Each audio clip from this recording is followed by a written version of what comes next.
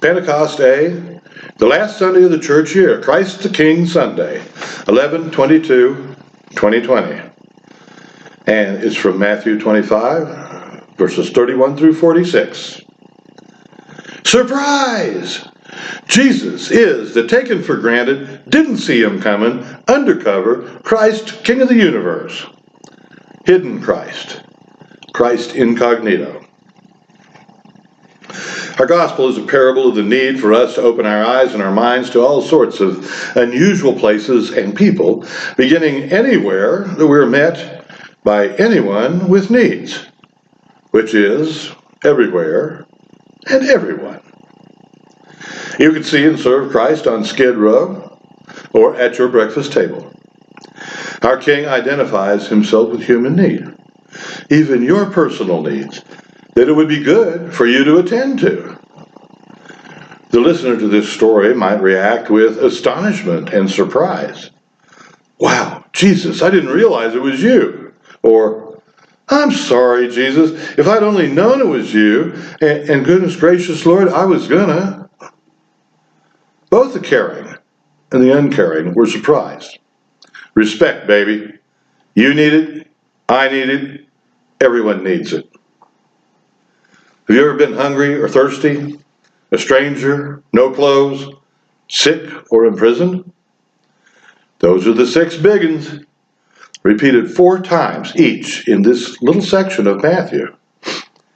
Everyone has experienced one or more of them. They're all attributes of the human family, of the King's family. Didn't expect the King's family to be such a sordid, messy thing. The King's presence is in the needy. He actually lives in them, hiding his presence from, as they say these days, the unwoke world. 9 times the pronoun I is used, and 11 times the pronoun me, to connect Jesus with persons in need. 20 identifications with the poor, the hungry, the strangers, the naked, the sick, and the prisoners.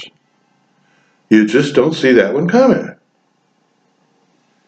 There was a student who went to his teacher, his old rabbi, and he asked her, Rabbi, in the olden days it is said that there were people who could see God. Why is it that these days nobody seems to see God anymore? The wise old woman answered, My child, nowadays nobody is willing to stoop so low. In this text, Matthew puts forward the idea of the separation of the camps of those who do or do not respond to the need of the King. Sheep and goats. We who are created, amongst many other attributes, as bilateral creatures, tend to see the world in a binary fashion. Yes and no, yin and yang, good and bad, light and dark, sheep and goats. You get the picture. Of course, reality, we know, is more subtle than this polarization of opposites to describe it. For instance, in Palestine, sheep and goats graze together all the time during the day. They have different styles and different ways to make their living. A sheep will graze peacefully, eating the most nutrition-rich grasses and wandering wherever the calories lead, even if it is over the cliff. A goat will tear apart a tin can to get at the residue of 2 molecules of a calorie and virtually denude all of its nearest territory.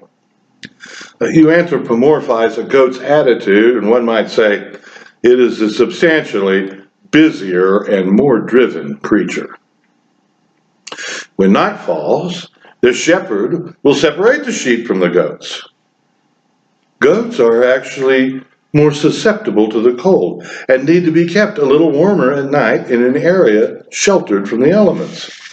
Sheep, with all that wonderful wool, are hardier in the cold and will prefer open air at night. Let's have a little sympathy for the goats. They need love and care too. With which group do you identify? For me, it's like all of the other characters in pairs described in the Bible. You got Mary in her meditations and Martha in her busyness, Jacob and Esau, Cain and Abel, Adam and Eve. We all have attributes of both of the characters as they are described to us. Ask anyone if they see themselves as an introvert or an extrovert. Depending upon the circumstances and the time of their life, they will see themselves as either one. Each one of us are probably in both camps, sheep and goats, among the needy and in position to help the needy, both blessed and cursed at the same time, both wounded and healers, both goats and sheep. This isn't a rationalization, it's what I see as a fact. Jesus is so present with us that we cannot possibly perceive every instance of an encounter or a service. We do spend a lot of time and effort trying to live in such a way as to not do bad things. The real problem is doing nothing. On our best day, we can only scratch the surface of human need. So scratch every surface you can. Most of the time we look upon the judgment as sin now and pay later kind of a deal. It's more real and productive to see it as a moment-by-moment evaluation. Of course, God has the final judgment. He simply exercised the option to not make it, when temporal responses will stimulate temporal improvements. No one is 100% sheep or goat. When Jesus is talking about handling basic human needs, he might not be thinking about faraway world missions, where apes do swing and fro, where apes swing to and fro. It's hymn 317 in the service book and hymnal of the Lutheran Church in America, second verse. There's also an interesting line in the hymn about watching camel trains from rice fields, which I haven't been able to figure out yet. My guess is that Jesus is simply thinking about the person in front of you, not far away, with needs requiring a loving and immediate response. Who's starving in your circle of love? What are they hungry for? How can you help feed them? When you address the person in front of you, you're addressing the world and God himself. Albert Schweitzer said, all life is valuable, and we're united to all life. Whenever my life has given itself out in any way for any other life, my life experiences union with all life, since all life is one. If I'm a thinking being, I must regard other life than my own with equal reverence. He continues, we must widen our circle from the family to the clan, then the tribe, and then the nation, and finally all mankind. But we cannot stop there. We are compelled to declare the unity of mankind with all created beings.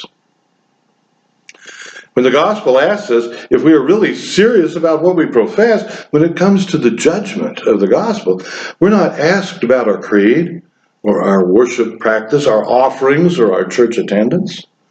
Instead, we're asked about how we've related to the human need that we found in fellow travelers through life.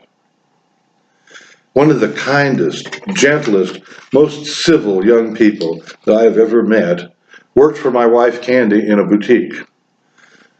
She called herself an atheist, but she clearly and humbly served the undercover king of the universe. It is our care, the love and service of any who are feeling least, helpless, naked, and hungry, that marks us as authentic children of God. Those who are neglected and avoided, no matter who or where they are, from the mirror to the family to the world, are those people for whom Christ the King reached out in his earthly ministry, and it is they, in the final analysis, with whom he identifies as their brother. You live in others, others live in you. The didn't see him coming, Christ the King, lives in us all.